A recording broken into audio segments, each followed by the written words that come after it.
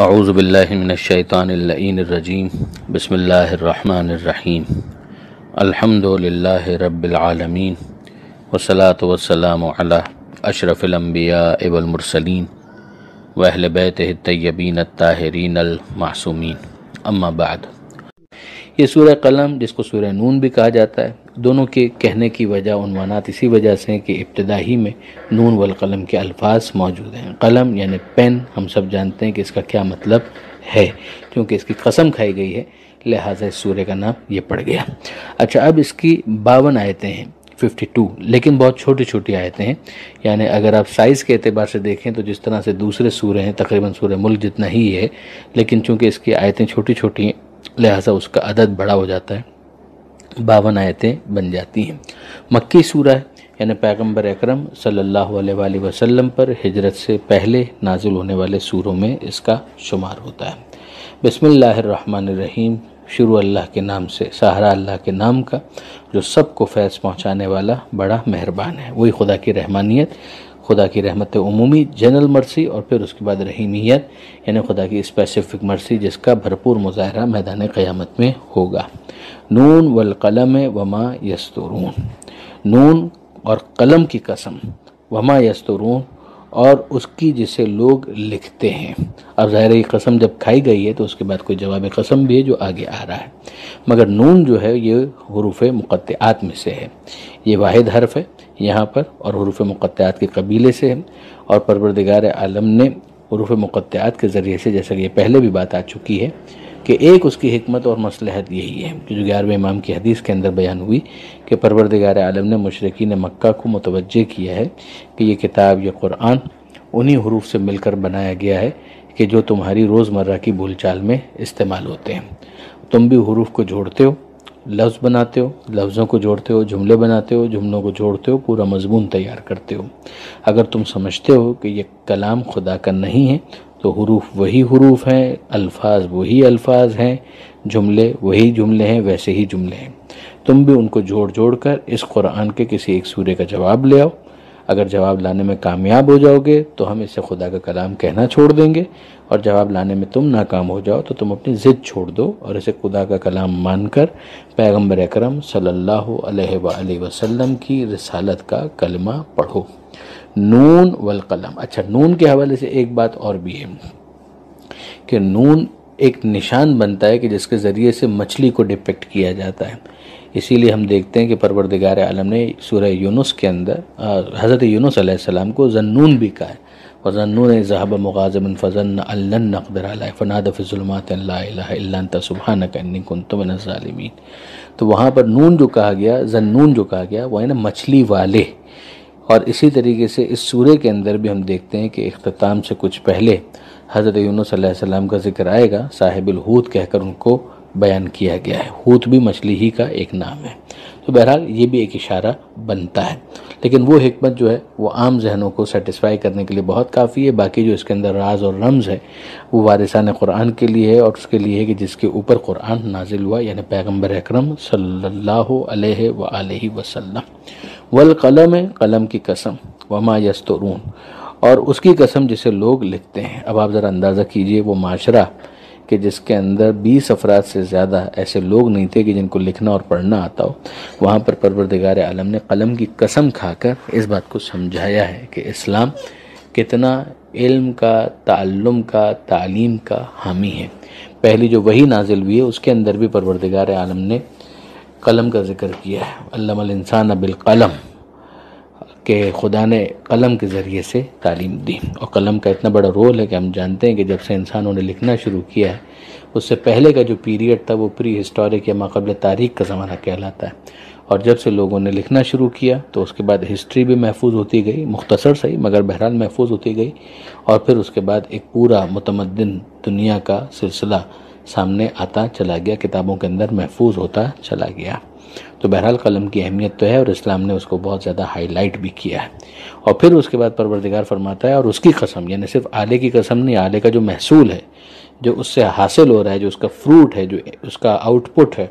یعنی وہ تحریر، جو لکھی جاتی ہیں ان کی بھی قسم، کہ جس کے ذریعے سے اس ریکارڈ کو مینٹین کیا جاتا ہے۔ پھر اس کے بعد پروردگار فرماتا ہے کہ ما انت بنعمت ربک بمجنون، اے حبیب آپ کے رب کی نعمت آپ کے پاس ہے، آپ مجنون نہیں ہیں۔ اب ظاہر ہے کہ یہاں پر واضح ہے کہ بعض افراد نے، بعض مشرکین نے، کسی مشرک سردار نے پیغمبر اکرم صلی اللہ علیہ وآلہ وسلم کو مجنون کہا تھا، اور پروردگار عالم نے اس کا جواب دیا ہے اس انداز سے کہ قلم کی قسم، تحریروں کی قسم جو لکھنے والے لکھتے ہیں، یعنی یہ لکھنے والے لکھیں گے تو پیغمبر اکرم کے کردار کو بھی لکھیں گے، پیغمبر اکرم صلی اللہ علیہ وآلہ وسلم کے اخلاق کو بھی لکھیں گے، ان کی سیرت کو بھی لکھیں گے۔ صادق اور امین ہونے کی گواہی تو خود مشرکین کی طرف سے تھی، تو کیا مجنون ایسے ہی ہوتے ہیں؟ پروردگار فرماتا ہے ما انت بنعمت ربک، آپ کے رب کی نعمت آپ کے پاس ہے، آپ مجنون نہیں ہیں۔ مجنون تو وہ افراد ہیں کہ جو آپ کے اوپر جنون کی تہمت لگاتے ہیں۔ وَإِنَّ لَكَ لَأَجْرًا غَيْرَ مَمْنُونَ، اور آپ کے لیے وہ اجر ہے کہ جو کبھی منقطع نہیں ہوگا، یعنی وہ کبھی بھی ڈسکنٹینیو نہیں ہوگا، ایک تسلسل ہے اس اجر میں کہ جو آپ کے شامل حال ہے۔ اگر کوئی آپ کو مجنون کہتا ہے تو ظاہر ہے کہ وہ آپ کی بات نہیں سننا چاہتا، وہ کسی نہ کسی طریقے سے آپ کی بات کو کاٹ دینا چاہتا ہے، وہ چاہتا ہے کہ آپ کی بات لوگوں کے کانوں تک بھی نہ پہنچے۔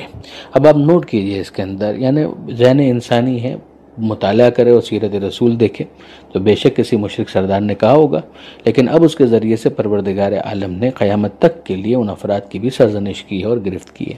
کہ جو پیغمبر اکرم صلی اللہ علیہ وآلہ وسلم کو کسی بھی انداز سے ذہنی طور پر اٹیک کرتے ہیں اور پیغمبر اکرم کو کبھی مجنون کہتے ہیں نعوذ باللہ، یا کبھی پیغمبر اکرم صلی اللہ علیہ وآلہ وسلم پر ہذیان کی تہمت لگاتے ہیں۔ اگر پیغمبر اکرم یہ کہیں کہ مثلا کاغذ اور قلم لے آؤ، اور کوئی یہ کہے کہ ان الرجل لیہجر، کہ یہ جو ہے اس وقت ہذیان کے اثر میں ہے، تو آپ اندازہ کیجئے کہ پروردگار عالم کی گرفت اس پر بھی ہے کہ پروردگار عالم جب تحریر کی بات کر رہا ہے کہ اس تحریر کی قسم جو لکھی جاتی ہے، قلم کی قسم، تو پھر ساتھ ساتھ پروردگار عالم ان لوگوں کی بھی گرفت کر رہا ہے کہ جو کسی موقع پر پیغمبر اکرم کے اس مطالبے کو یقیناً پذیرائی نہیں دیتے اور پیغمبر اکرم صلی اللہ علیہ وآلہ وسلم کے ذہن و دماغ کے اوپر حملہ کرتے ہیں۔ بس اس سے زیادہ ہم کیا بیان کر سکتے ہیں؟ باقی سیرت کا مطالعہ کرنے والے اور صحیح بخاری کا مطالعہ کرنے والے جانتے ہیں کہ میں کیا گزارش کر رہا ہوں۔ تو پروردگار فرماتا ہے کہ ما انت بنعمت ربک بمجنون وان لک لاجرا غیر ممنون، یقیناً آپ کے لیے وہ اجر ہے کہ جو کبھی بھی منقطع نہیں ہوگا۔ اور اسی کا ایک اور مطلب بھی کیا گیا کہ جس کا احسان نہیں جتایا جائے گا، یعنی احسان جتانا کبھی کبھی اس کے ذائقے کو تلخ بنا دیتا ہے، لیکن نہیں، پروردگار عالم کی بارگاہ سے تو اگر یہ احسان بھی جتایا جائے تو کسی قسم کا کوئی مسئلہ نہیں ہے، لیکن بہرحال یہ مطلب اس کا زیادہ بہتر سمجھ میں آتا ہے کہ ایسا اجر کہ جو کبھی بھی منقطع نہیں ہوگا۔ وَإِنَّكَ لَعَلَىٰ خُلُقٍ عَظِيمٍ، یہ بہت مشہور آیت ہے پیغمبر اکرم صلی اللہ علیہ وآلہ وسلم کی کہ بلا شبہ آپ عظیم اخلاق کے درجے پر فائز ہیں، یعنی آپ کا جو فعل ہے وہ وقتی یا موقت نہیں ہے کہ ایک دفعہ یا دو دفعہ ہو جائے، نہیں، آپ کا جو قلب ہے، آپ کا جو نفس ہے وہ اس طرح سے ڈھلا ہوا ہے کہ اس کے اندر یہ سارے ملکات نفس پائے جاتے ہیں۔ یعنی ایک ہوتا ہے کہ ایک مرتبہ صدقہ دے دینا، مگر صدقہ دینے سے ایک انسان سخی بھی بن جائے کوئی ضروری نہیں ہے۔ سخاوت اس ملکے کا نام ہے کہ وہ فیکلٹی پوری اسٹیبلش ہو جائے، کہ انسان کے اندر وہ صلاحیت ڈیولپ ہو جائے کہ اس کے بعد پھر کسی کو صدقہ دینا اسے نفس پر تنگی یا بوجھ محسوس نہ ہو، وہ انریسٹ فیل نہ کرے، وہ خوشی خوشی اس کام کو انجام دے۔ یعنی اس عمل کے اندر اور انسان کے اپنے دل اور نفس کے اندر ایک ایسا سنکرونائزیشن ہے کہ اس عمل کے لیے اسے اپنے آپ پر بوجھ نہیں ڈالنا پڑتا، فورس نہیں کرنا پڑتا، وہ انجوائے کرتا ہے اس عمل کو۔ تو یہ اگر کیفیت ہو تو پھر وہ صدقہ دے یا نہ دے، موقع آئے گا تو صدقہ دے گا، لیکن وہ صدقہ نہ بھی دے، اگر کوئی ایسا موقع نہیں، کوئی ضرورت مند نہیں ہے، تب بھی وہ سخی ہے، سخاوت اس کے اندر موجود ہے۔ یہی معاملہ شجاعت کا ہے کہ اگر کوئی موقع آئے گا تو وہ شجاعت کا مظاہرہ کرے گا، لیکن اگر وہ شجاع ہے تو اگر ایسا موقع نہیں بھی آیا تو بھی وہ شجاع ہے، موقع آئے گا تو اس کا اظہار بھی ہو جائے گا۔ اور اگر کوئی شجاع نہیں ہے تو پھر اسے اپنے نفس کے اوپر بڑی تنگی محسوس ہوگی، بہت جبر کرنا پڑے گا کہ وہ میدان میں ثابت قدم رہے، ورنہ وہ بھاگتا ہوا اور فرار کرتا ہوا نظر آئے گا۔ پھر اس کے بعد ارشاد ہوتا ہے فَسَتُبْصِرُ وَيُبْصِرُونَ، اے حبیب آپ بھی دیکھ لیں گے اور یہ لوگ بھی دیکھ لیں گے، بِأَيِّكُمُ الْمَفْتُونُ، کہ کون ہے آپ لوگوں میں سے دیوانہ۔ یعنی یہ پروردگار عالم نے گویا اپنے حبیب کی طرف سے کہا ہے کہ چیزیں منظر عام پر آ جائیں گی، میدان قیامت میں تو آ ہی جائیں گی، دنیا کے اندر بھی آ جائیں گی، اور لوگ جو غور کرنے والے ہیں، سمجھنے والے، وہ سمجھ لیں گے کہ دیوانگی اس میں ہے کہ جو پیغمبر اکرم صلی اللہ علیہ وآلہ وسلم کے اوپر دیوانگی کا الزام لگاتا ہے۔ یہ آیت نمبر 6 کہ جس پر یہ صفحہ سورہ نون والقلم کے آغاز میں ہم نے دیکھ لیا کہ پروردگار عالم نے ختمی مرتبہ صلی اللہ علیہ وآلہ وسلم پر اپنے لطف و کرم کا ذکر کرتے ہوئے ارشاد فرمایا کہ حبیب آپ یقیناً اپنے پروردگار کی نعمت کے ساتھ ہیں، لطف و کرم کے ساتھ ہیں، آپ پر کوئی جنون نہیں ہے، یہ جو آپ پر الزام لگاتے ہیں انہی کے اوپر جنون ہے، اور یقیناً آپ کے لیے وہ اجر ہے کہ جو کبھی منقطع نہیں کیا جائے گا، اور آپ خلق عظیم کی منزل پر ہیں۔ اس پر تبصرے ہو چکے۔ آگے پروردگار فرماتا ہے کہ فَسَتُبْصِرُ وَيُبْصِرُونَ بِأَيِّكُمُ الْمَفْتُونُ، ان قریب حبیب آپ کے سامنے بھی آ جائے گا اور وہ لوگ بھی دیکھ لیں گے بِأَيِّكُمُ الْمَفْتُونُ کہ کون ہے مفتون، کون ہے دیوانہ، یعنی اے حبیب آپ کے اندر خلق عظیم ہے، تو ظاہر ہے کہ آپ تو ان کو اس طریقے سے جواب نہیں دیتے، اور آپ کو دینا بھی نہیں چاہیے، لیکن آپ دل گرفتہ نہ ہوں، اور آپ اپنا جو مشن ہے اس کو کنٹینیو رکھیں، یہ جو بکواس کرتے ہیں ان کو بولنے دیجئے، آپ اس کے اوپر پریشان نہ ہوں۔ ان ربک هو اعلم، یقیناً جو آپ کا رب ہے وہ خوب جانتا ہے، بمن ضل عن سبیلہ کہ کون سیدھی راہ سے ہٹا ہوا ہے، وہو اعلم بالمہتدین، اور جو ہدایت یافتہ ہے اس کو بھی خوب جانتا ہے، یعنی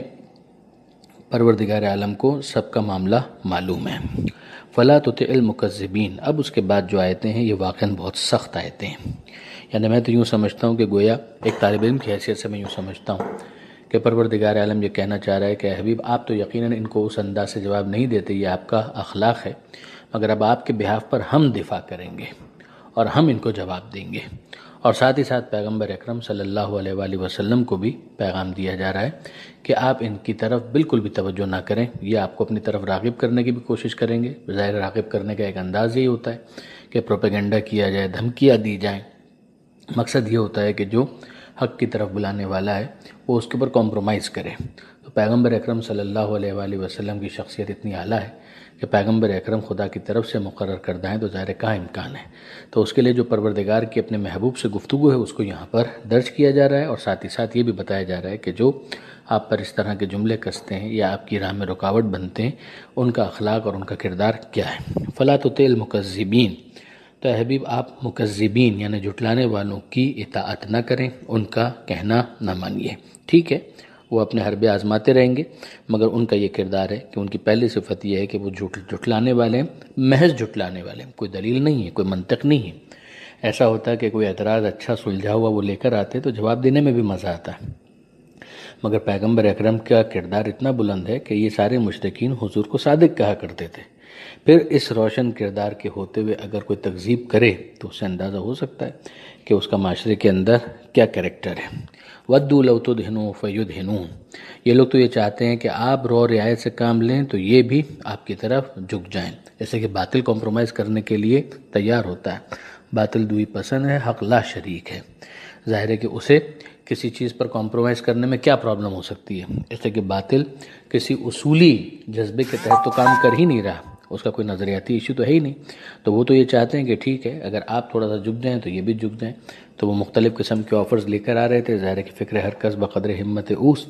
ہر ایک اپنے ظرف کے مطابق ہی سوچتا ہے، تو ان کا خیال یہ تھا کہ اگر وہ اس طرح کی آفر کریں گے ہم اتنا مال آپ کو دے دیں گے، اگر آپ توحید کے اس پیغام سے دستبردار ہو جائے تو پیغمبر اکرم معاذ اللہ دستبردار ہو جائیں گے، اس طرح کی آفریں کی گئی،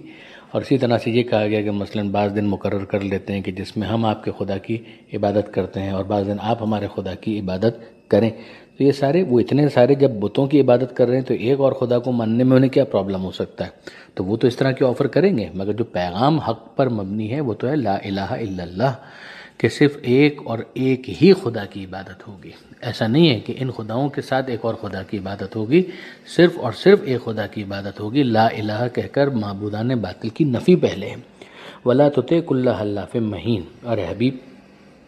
جو حلاف مہین ہے اس کی اطاعت مت کیجیے گا، یعنی اس کی بات بھی ماننے کی کوئی ضرورت نہیں ہے۔ حلاف ہے یعنی بڑی قسمیں کھانے والا ہے، اور مہین ہے یعنی گھٹیا ہے، ذلیل ہے، پست ہے، یعنی یہ اس کا کریکٹر سوسائٹی کے اندر بالکل آبویس ہے، ایسا کوئی ڈھکا چھپا معاملہ نہیں ہے۔ اب یہ کون ہے کہ جس کے بارے میں یہ بات کی جا رہی ہے، تو مختلف نام لیے گئے ہیں، انہی میں ایک نام ولید بن مغیرہ کا بھی ہے کہ جنہیں کے بیٹے کا نام ہے خالد بن ولید۔ تو ولید بن مغیرہ یا کوئی دوسرا عرب سردار مشرکین کا ایسا تھا کہ جس کے بارے میں یہ ساری باتیں کہی جا رہی ہیں کہ یہ بڑا حلاف ہے، یا نظر ہے کہ اس کی اپنی شخصیت تو ہے نہیں، لہٰذا وہ اپنی شخصیت کی جو کمی ہے اس کو کمپنسیٹ کرنے کے لیے بات بات پر قسمیں کھاتا ہے، اور مہین ہے، خود گھٹیا ہے۔ حماز مشاء بنمیم، یہ بہت تانے دینے والا ہے اور چغل خوری کے لیے دوڑ دھوپ کرنے والا ہے، یعنی تانے دینا، نکتہ چینی کرنا، فقط اور فقط تانے کے لیے۔ یعنی پھر میں عرض کروں کہ نکتہ چینی اگر کوئی واقعاً پازیٹیو مثبت کرٹیسزم ہو تو ہم اس کا جواب دیں، لیکن یہ ہے کہ معاملہ یہ ہے کہ یہ تو صرف اور صرف تانے ہیں، یعنی جس کی گفتگو کا مقصد ہی یہ ہے کہ سامنے والے کو دلی طور پر زخمی کیا جائے۔ اور مشائن بنمیم ہے، یعنی چغلیاں کھانے میں دوڑ دھوپ کرتا ہے، کوشش کرتا ہے کہ کسی طریقے سے جدائیاں ڈالی جائیں، لوگوں کو ایک دوسرے سے بدظن کیا جائے۔ مناع للخیر ہے، اور خیر اور خیرات کے کاموں سے روکنے والا ہے، یعنی خود تو کرتا نہیں ہے، اور اگر کوئی دوسرا کرنے والا ہو تو اس کو روک دیتا ہے کہ بھائی اگر تم نے صدقہ دے دیا تو تم غریب ہو جاؤ گے، پھر تمہارے پاس کیا بچے گا۔ معتدن اسیم، ستمگر بھی ہے اور گنہگار بھی ہے، یعنی ظالم بھی ہے، تجاوز کرنے والا ہے، اور پھر اس کے بعد گنہگار بھی ہے۔ اتلم بعد ذالک زنیم، یہ اتل کے بارے میں مختلف اقوال ہیں، سرکش بھی کہا گیا، پرخور بھی کہا گیا کہ بہت زیادہ کھانے والا، یعنی کل اس کا ہم و غم ہی یہ ہے کہ بس کھانا کھاتا چلا جائے۔ اور بعد ذالک زنیم، اور اس کے بعد وہ بد اصل تو ہے ہی، یعنی بدنام ہے، زنا زادہ ہے، یعنی اس کا کردار یہ ہے، اور خود اس کا جو شجرہ ہے وہ بھی لوگوں کے سامنے ہے کہ وہ کریکٹر کے اعتبار سے اور ساتھ ہی ساتھ شجرے کے اعتبار سے مشکوک الاصل ہے، یعنی اس کی پیدائش جو لیجٹمیٹ میرج ہے اس کا نتیجہ نہیں ہے۔ انکان ذا مال و بنین، تو پھر اتنا اترانا کس برتے پر ہے؟ وہ اس برتے پر ہے کہ اس کے پاس مال ہے اور اس کے پاس اولاد ہے، بیٹے ہیں۔ تو یعنی یہ تمام تر چیزوں کی بنیاد پر وہ سمجھتا ہے کہ بس اب وہ جو کہے گا وہی حق ہوگا، وہی سچ ہوگا، تو اس کی تو کوئی بیس نہیں ہے۔ اذا تتلی علیہ آیاتنا قال اساطیر الاولین، جب اس کے سامنے ہماری آیتیں پڑھی جاتی ہیں تو کہتا ہے یہ پچھلے لوگوں کے قصے ہیں۔ سنسمہ علی الخرطوم، تو ان قریب ہم اس کی سونڈ پر داغ لگا دیں گے۔ ظاہر ہے کہ سونڈ سے مراد ناک ہے، اور خون جو ہے وہ ظاہر ہے کہ یا ہاتھی کی ہوتی ہے یا سور کی ہوتی ہے، یعنی یہ اس کے اندر پروردگار عالم کی طرف سے گویا اس کو ڈیگریڈ کیا جا رہا ہے کہ اس کی حیثیت کیا ہے، وہ بالکل ہاتھی یا سور کی طرح سے، اور اس کی ناک پر ہم نشان لگا دیں گے۔ یہ اردو میں بھی محاورہ ہے، ناک کٹ جانا، یعنی مقصد یہ ہوتا ہے کہ اس کو ذلیل کر دینا۔ پروردگار فرماتا ہے کہ ہم اس کی ناک پر نشان لگائیں گے، اس کی سونڈ پر نشان لگائیں گے۔ بہت دلچسپ بات یہ ہے کہ چوتھے امام زین العابدین علیہ السلام کا خطبہ جو دربار شام میں انہوں نے ارشاد فرمایا تھا یزید کے سامنے، اس میں جہاں اپنا مختلف ریفرنسز سے تعارف کروایا ہے، اسی کے اندر ایک جملہ ہمیں یہ بھی ملتا ہے کہ انا ابن من ضرب خراطیم الخلق، میں اس کا بیٹا ہوں کہ جس نے خلق کی سونڈوں پر نشان لگائے، اس کے اتنا مارا کہ حتی قالوا لا الہ الا اللہ، یہاں تک کہ انہوں نے کلمہ توحید پڑھا۔ اس کے ذریعے سے چوتھے امام ریفر کر رہے تھے امیر المومنین حضرت علی علیہ السلام کو۔ ہم یہ بھی جانتے ہیں کہ بہت سے مفسرین اس بات کے قائل ہیں کہ یہ ولید بن مغیرہ یا دوسرا جو بھی شخص تھا، ولید بن مغیرہ تو جنگ بدر سے پہلے مارا گیا، ورنہ جنگ بدر کے اندر بہت سے ایسے مارے گئے کہ جو اس سے مراد ہیں، اور جنگ بدر کا واقعہ جو ہے اس کے ہیرو حضرت علی علیہ السلام ہے۔ اور اس کے علاوہ بھی پیغمبر اکرم صلی اللہ علیہ وآلہ وسلم سے سب سے زیادہ دفاع کرنے والے خدائی نمائندگی میں گویا کہ پروردگار عالم نے جو کل ایمان کی بطور عمومی اور خصوصی جو ذمہ داریاں دی تھیں وہ مولا کائنات نے پوری کی تھیں، تو انہی میں ایک یہ بھی تھا گویا کہ سنسمہ علی الخرطوم، جو پروردگار عالم کی طرف سے وعدہ تھا کہ ہم ان کی سونڈ پر، ان کی ناک پر نشان لگائیں گے، تو وہ خدا کی طرف سے اس کام کو کرنے کا جو شرف حاصل ہوا ہے وہ مولا کائنات امیر المومنین حضرت علی علیہ السلام کو حاصل ہوا ہے۔ پھر اس کے بعد پروردگار عالم نے ایک واقعہ بیان کیا۔ اس واقعے کے اندر جو کریکٹرز ہیں ان کے بارے میں کہا جاتا ہے کہ یہ یمن کا واقعہ ہے۔ ایک بزرگ تھا کہ جو سرمایہ دار تھا اس اعتبار سے کہ اس کا باغ تھا، اس کا کھیت تھا، اور جو اس کے پاس فصل تیار ہوتی تھی، جو اس کے پاس مال آتا تھا، وہ اس سے غریبوں کو، مسکینوں کو نوازتا تھا۔ بدقسمتی یہ ہے کہ اس کی اولاد اس کے مرنے کے بعد اس روش کو کنٹینیو نہیں کر پائے، بلکہ واضح طور پر محسوس ہوتا ہے کہ وہ یاد خدا سے غافل ہو چکے تھے۔ پروردگار عالم اب جو آیتیں آ رہی ہیں ان کے اندر اس واقعے کو بیان کرتا ہے، اور اس واقعے کے ذریعے سے جو مورل آف دا لیسن ہے، جو سٹوری کا جو ایک پورا سینٹرل آئیڈیا ہے، اس کو اینڈ کے اندر کنکلوڈ کیا جاتا ہے۔ پروردگار فرماتا ہے کہ انا بلوناہم کما بلونا اصحاب الجنہ، ہم نے ان کو ویسے ہی آزمائش میں ڈالا ہے جیسے ایک خاص باغ والوں کو ہم نے آزمائش میں ڈالا تھا، یعنی جو مشرکین مکہ ہیں یہ جو اپنے امتحان میں ناکام ہو رہے ہیں تو ان کو یاد رکھنا چاہیے کہ امتحان لینا، آزمائش میں مبتلا کرنا، یہ دنیا کے اندر پروردگار کا طریقہ کار ہے۔ جس طرح سے ہم نے باغ والوں کو، خاص باغ والوں کو بھی آزمایا تھا، اذ اقسموا، جب انہوں نے قسم کھائی، لیسرمنھا مصبحین، کہ ہم پھل توڑیں گے صبح سویرے، صبح ہوتے ہوتے ہم پھل توڑیں گے، یعنی ان کا جو پھل توڑنے کا وقت تھا وہ پورا ہو چکا تھا، باغ تیار تھا، آمادہ تھا۔ جس طرح سے مثلا کوئی بھی باغ ہو کہ جس کے اندر فصل یا جس کے اندر جو پھل ہے وہ بالکل آمادہ، وہ آم کا باغ ہو، کیلے کا ہو، کسی چیز کا بھی ہو، تو وہ تمام تر فروٹس بالکل ریڈی ہیں۔ انہوں نے آبزرو کیا، دیکھا اور کہا کہ بھئی اب کل وقت ہے کہ ہم اس کو توڑیں گے، تو صبح سویرے اس کام کو انجام دیں گے۔ ولا یستثنون، اور وہ کوئی قید بھی نہیں لگا رہے تھے، یعنی یہ کام ہم کریں گے، ضرور بضرور کریں گے، خدا ان کے ذہن میں کہیں پر بھی نہیں ہے۔ بعض نے یہ کہا کہ انہوں نے کہا اس موقع پر انشاءاللہ بھی نہیں کہا کہ لا یستثنون، یعنی انشاءاللہ کے ذریعے سے کہ اگر اللہ نے چاہا تو ہم یہ کام کریں گے، تو یہ آداب میں تو یقیناً ہے، مگر محسوس یہ ہوتا ہے کہ ان کے دل و دماغ کے اندر بھی کہیں نہیں تھا کہ خدا بھی کہیں ہے کہ جو ہمیں روک سکتا ہے۔ وہ یاد خدا سے بالکل غافل ہو چکے تھے، مگر وہ تو آ کر گویا سو گئے۔ اور دوسری طرف باغ میں کیا ہو رہا تھا؟ فطاف علیہا طائف من ربک، ایک بلا تمہارے رب کی طرف سے چکر لگا رہی تھی ان کے باغ کا، وہم نائمون، جبکہ وہ آرام کر رہے تھے، سو رہے تھے۔ فاصبحت کالصریم، تو صبح تو یہ کیا کھیتی اپنی کاٹتے یا کھیتی سے وہ ہارویسٹنگ کرتے یا پھل اتارتے، وہ راتوں رات ہی ایسی ہو گئی کھیتی کہ جو پوری طریقے سے کاٹی جا چکی ہو، یعنی کٹی پھٹی، سارا جو مال تھا وہ ضائع ہو چکا، تباہ و برباد ہو چکا۔ فتنادوا مصبحین، تو وہ ایک دوسرے کو آواز دیتے ہوئے صبح سویرے اٹھے، یعنی ایک دوسرے کو بیدار کر رہے تھے، ایک دوسرے سے کہہ رہے تھے ان اغدوا علی حرثکم ان کنتم صارمین، کہ چلو اپنے کھیت کی طرف، اگر تمہیں کھیتی ہارویسٹ کرنی ہے، کاٹنی ہے تو چلو۔ محسوس ہی ہوتا ہے کہ باغ بھی تھا اور کھیت بھی تھے۔ پھر اس کے بعد ارشاد ہوتا ہے فانطلقوا، تو وہ لوگ چلے، وہم یتخافتون، اور وہ چپکے چپکے آپس میں کچھ کہہ رہے تھے۔ وہ کیا کہہ رہے تھے؟ ان لا یدخلنھا الیوم علیکم مسکین، کہ خبردار آج کے دن کوئی مسکین نہ آنے پائے، یعنی ایسا نہ ہو کہ ہم پھل اتار رہے ہوں اور مسکین آ جائیں کہ اللہ کے نام پر دے دو بابا، ہمیں بھی کچھ دو، ہم محتاج ہیں۔ اب ظاہر ہے کہ ہم پروفیشنل بیگرز کی بات نہیں کر رہے، جینون بیگرز، یعنی واقعاً جو مستحق ہیں وہ بھی نہ آ سکیں، اور ان کو بھی ہم راہ نہیں دیں گے۔ وغدوا علی حرد قادرین، اور اس کنجوسی پر وہ بالکل تل کر، اس اطمینان کے ساتھ کہ وہ اس پر پوری قدرت رکھتے ہیں، وہ چل رہے تھے، جلدی جلدی وہ وہاں پہنچے۔ فلما رأوها، اور جب انہوں نے دیکھا، قالوا ان لضالون، تو انہوں نے کہا کہ ارے ہم کہیں بھٹک گئے ہیں، یعنی یہ ہمارا باغ تو نہیں ہو سکتا، یعنی جسٹ یسٹرڈے، گزشتہ کل تو ہم نے اسے دیکھا تھا، یہ تو بالکل آمادہ اور تیار تھا، مگر یہ پھل کے ہمارے باغ کو ہوا کیا ہے؟ یہاں تو کوئی آثار ہی نہیں ہے کہ جیسے کبھی کوئی پھل لگا ہو، بل نحن محرومون۔ اور پھر انہوں نے کنکلوڈ کیا، انہوں نے کہا کہ نہیں، جگہ تو صحیح ہے، بات یہ ہے کہ ہم محروم ہو چکے ہیں، ناکام اور نامراد ہو چکے ہیں۔ قال اوسطہم، تو ان میں سے ایک نے کہا، جو بظاہر اوسط کا لفظ استعمال کیا، اوسط کا مطلب تو ہوا کہ مڈل، منجھلا، مگر بظاہر یہ محسوس ہوتا ہے کہ ان میں سے یہ وہ تھا کہ جو نسبتاً بہتر تھا، کہ جس کے دل میں خوف خدا تھا، مگر اس نے کوئی آواز اپنی بلند نہیں کی پہلے، کوئی ایسی مؤثر آواز، کچھ تو اس نے کہا ہوگا لیکن اس کی بات کو نظر انداز کر دیا گیا۔ تو اب وہ اسی کو ریفر کر رہا ہے کہ الم اقل لکم لولا تسبحون، کہ میں تمہیں نہیں کہا کرتا تھا کہ تم لوگ کیوں تسبیح نہیں کرتے، یعنی خدا کے بے عیب ہونے کو کیوں بیان نہیں کرتے۔ یہیں سے ہمیں سمجھ میں آتا ہے کہ تسبیح پروردگار میں وہ اثر پیدا ہو جاتا ہے کہ جس کے بعد جو حاصل شدہ محنت ہے وہ باقی رہ سکے۔ یعنی غور کیجئے گا، نوٹ کیجئے گا کہ وہ لوگ آئے ہیں اور انہوں نے دیکھا ہے کہ ان کا جو باغ ہے وہ تباہ اور برباد ہو چکا ہے، تو جو کہا جاتا ہے نا hard to gain harder to maintain, کہ اصل جو مسبب الاسباب ہے وہ تو پروردگار ہے، تو اس نے کیا طریقہ کار رکھا ہے کہ جس کے ذریعے سے حاصل شدہ نعمت کو باقی رکھا جا سکے، کہ وہ رولنگ رہے انسان کے پاس۔ اس آیت سے یہ ایک نتیجہ نکلتا ہے کہ لولا تسبحون، پروردگار گویا انڈوز کر رہا ہے اس بات کو کہ ہاں واقعاً ان کی بات درست تھی، وہ جو کہہ رہا تھا کہ میں تمہیں کہا کرتا تھا لولا تسبحون، کہ تم تسبیح پروردگار کیوں نہیں کرتے، تم خدا کے بے عیب ہونے کو کیوں بیان نہیں کرتے۔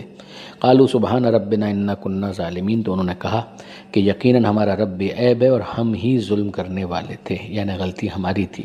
پھر انہوں نے اس بات کو ریئلائز کر لیا، مگر اب اس کے بعد ظاہر ہے کہ ایک دوسرے کے اوپر الزام دینے لگے۔ فاقبل بعضهم على بعض يتلاومون، ایک دوسرے کی طرف رخ کیا اور ایک دوسرے کی ملامت کرنے لگے، مذمت کرنے لگے۔ قالوا، یعنی کہ وہ یہ کہنا کہ مثلا یہ تم نے زیادہ غلطی کی تھی، وہ کہے کہ نہیں تم نے زیادہ غلطی کی، تو وہ ایک دوسرے کو ملامت کر رہے تھے۔ آخر میں انہوں نے کنکلوڈ کیا قالوا یا ویلنا انا کنا طاغین، انہوں نے کہا کہ وائے بر حال ماں، یعنی یہ ہماری شامت اعمال ہے، یقیناً ہم ہی سرکشی کرنے والے تھے، انا کننا طاغین، ہم حد سے تجاوز کرنے والے تھے۔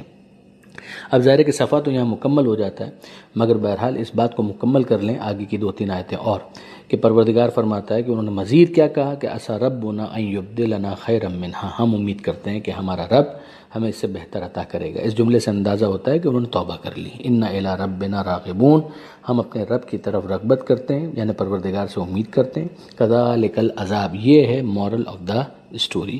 کہ اس طرح سے آتا ہے عذاب۔ والعذاب الآخرت اکبر، اور جو آخرت کا عذاب ہے وہ اس سے بھی بڑا ہے۔ یعنی یہ تو دنیا کا عذاب ہے جس کے اندر بہرحال ریکٹیفیکیشن کی گنجائش موجود ہے کہ اگلے سال اب واپس سے یہ اپنی اصلاح کر لیں اور محنت کریں تو ہو سکتا ہے کہ پھل اچھے آ جائیں اور وہ باقی بھی رہیں، اور وہ مسکینوں اور دوسروں کا خیال بھی رکھیں اور تسبیح پروردگار بھی کریں۔ لو کانوا یعلمون، اگر وہ اس بات کو جانیں کہ بہرحال یہ دنیا کا عذاب تو پھر عذاب ہے، چھوٹا عذاب ہے،